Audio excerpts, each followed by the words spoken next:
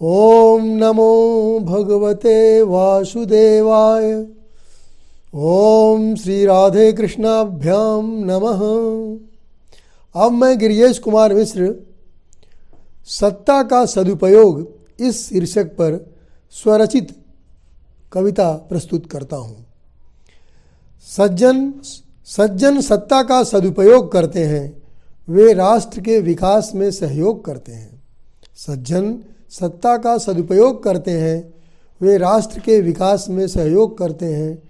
वे समय का भी सदुपयोग करते हैं, वे समय का भी सदुपयोग करते हैं, सदैव राष्ट्र के हित में सोचते हैं। वे पद और प्रतिष्ठा पर ध्यान देते हैं, वे पद और प्रतिष्ठा पर ध्यान देते हैं, जिससे जन जन उनका गुणगान करते हैं। वे जनता से जो वादा करते हैं, वे जनता से जो वादा करते हैं, उसे पूर्ण करने का भरसक प्रयत्न करते हैं। उन्हें सत्ता का अभिमान नहीं होता, उन्हें सत्ता का अभिमान नहीं होता, अपितु कर्तव्य का भान होता है। वे खुद को राष्ट्रपति या प्रधानमंत्री नहीं समझते, वे खुद को राष्ट्रपति या प्रधानमंत्री नहीं समझते, अपितु वे आदर्श नागरिक, सच्चे राष्ट्र सेवक होते हैं।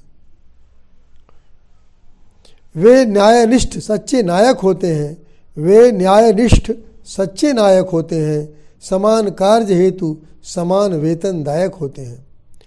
प्रत्येक व्यक्ति सर्वप्रथम एक नागरिक होता है, राष्ट्रपति और प्रधानमंत्री भी एक नागरिक ही हैं। यदि नहीं है तो उन्हें नागरिक होना चाहिए, यदि नहीं है तो उन्हें भी नागरिक होना चाहिए तथा राष्ट्रहित में ही सदैव सोचना चाहिए, प्रत्येक पदाधिकारी के लिए राष्ट्र ही सर्वोपरि होना चाहिए, प्रत्येक पदाधिकारी के लिए राष्ट्र ही सर्वोपरि होना चाहिए। उसे उन्नति के शिखर पर पहुंचाने का सर्वथा प्रयत्न करना चाहिए। पदाधिकारी को ईमानदार होना चाहिए, अधीनस्थ कर्मचारियों को उनका अनुकरण करना चाहिए। पदाधिकारी सबको साथ लेकर चलता है, वह सर्वजन सुखाय तथा सर्वजन हिताय सोचता है।